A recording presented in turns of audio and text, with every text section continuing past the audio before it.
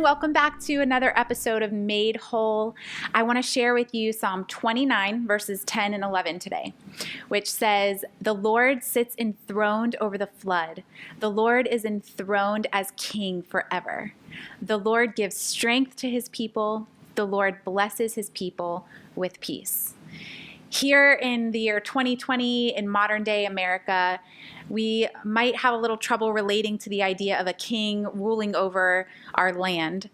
But most of us have heard stories, either fictional or historical, of kings ruling over people. We've heard of power-hungry kings who rule with arrogance and greed, crushing the weak in order to rise to power. We've heard of benevolent kings ruling with humility and wisdom. And we can be sure in this time of uncertainty of this fact: the Lord is a great and awesome king. He rules with benevolence and kindness. The word says that he is compassionate, slow to anger, and abounding in steadfast love. This virus that has spread over the face of the earth can be compared to a flood. Although it's not something that we can see with our eyes, it's rising up all around us. And this verse reminds us that the Lord sits enthroned above the flood. He has a perspective that far exceeds our own, and we can trust in him.